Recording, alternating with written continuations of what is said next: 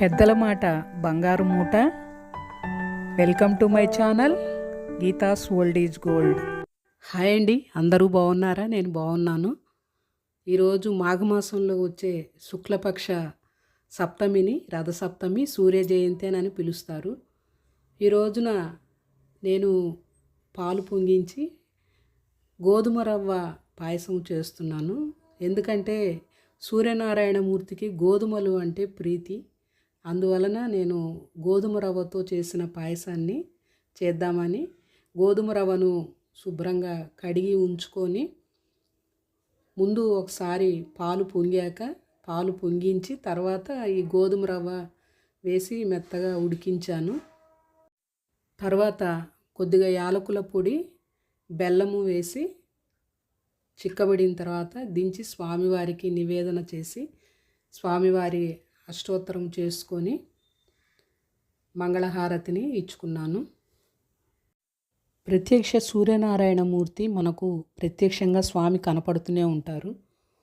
భూమిపై జీవరాశులు సుభిక్షంగా మనగలుగుతున్నామంటే అందుకు కారణము సూర్యుడే. ఈ కారణంగా భానుడిని కనిపించే దేవుడు ప్రత్యక్ష దైవం అని పిలుస్తాము. హిందూ సాంప్రదాయం ప్రకారము సూర్య ఆరాధనకు ఎంతో విశిష్టమైనది. ముఖ్యంగా భక్తులు సూర్య జయంతి రోజున ఎక్కువగా పూజిస్తారు. మాఘమాసంలో వచ్చే శుక్లపక్షం సప్తమి తిథి నాడు ఈ పర్వదినం వస్తుంది. సూర్యుడు 7 గుర్రాలపై రథంపై దక్షిణాయనం ముగించి పూర్వోత్తర దిశగా ప్రయాణం సాగిస్తుందని భక్తులు విశ్వసిస్తారు. అది ఈ రోజు నుంచే ప్రారంభమవుతుంది. మాఘసప్తమి నుంచి రానున్న 6 మాసాలు ఉత్తరాయణ పుణ్యకాలంగా పరిగణిస్తాము. 7 గుర్రాలు ఎందుకంటే స్వామివారికి సూర్యుడు 7 గుర్రాలు 7 వారాలకు సంకేతాలు. ఈ 7 గుర్రాలను వేద ఛందస్సులు అని కూడా అంటారు. గాయత్రి, త్రిష్టుప్, జగతి, అనుష్టుప్, పంక్తి, బృహతి, ఉష్ణిక్ అనే 7 గుర్రాలపై స్వామివారు స్వారీ చేస్తారు. మేషం నుంచి మీనం వరకు ఉన్న 12 రాసులలో ప్రయాణిస్తారు. ఈ 12 రాసులను పూర్తి చేయడానికి సూర్యరథానికి ఏడాది సమయం పడుతుంది. సూర్య జయంతి అంటే సూర్యుడు పుట్టినరోజు కాదు, రథాన్నెక్కి సూర్యుడు సాగించే ప్రయాణము ఈ రోజు నుంచి మొదలవుతుంది. 12 రాసులలో సంచారము స్వామివారు చేస్తారు.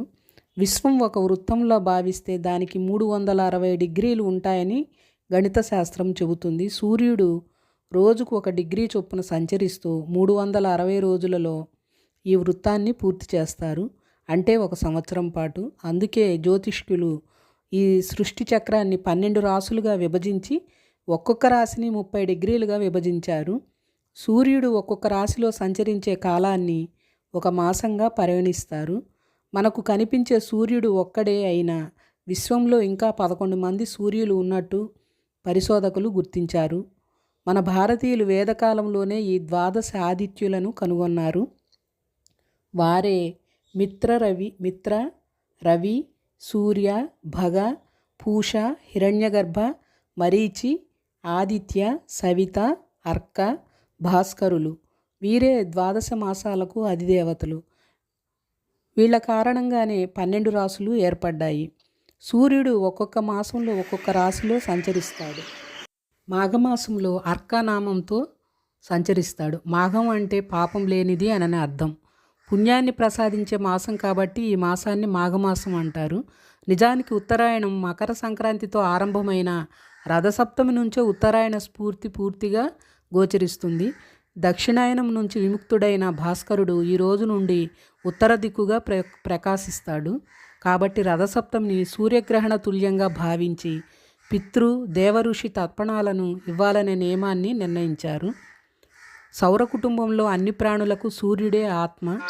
మనం మంత్రపుష్పాలలో ఒకటిగా పేర్కొనే యోపం పుష్పం వేద పుష్పవాన్ ప్రజావాన్ పశుమాన్ భవతి అనే వాక్యాలు దీనికి సంబంధించినవే. సూర్యారాధన చేసేవాడు పుష్పవంతుడు, సంతానవంతుడు, పశు సంపద సమృద్ధివంతుడు అవుతాడు.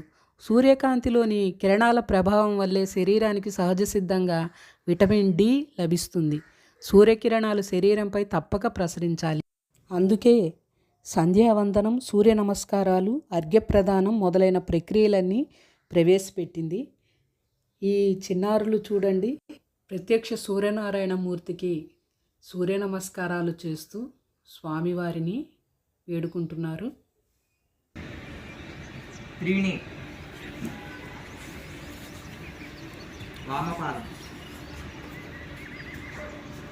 వామపాదం వెనక్కి తీసుకెళ్ళాలి.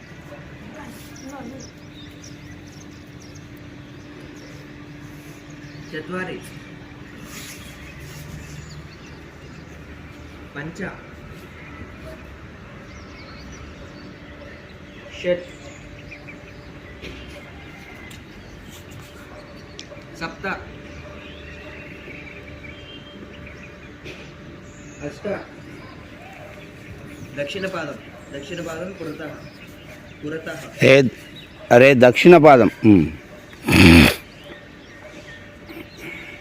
నవ దశ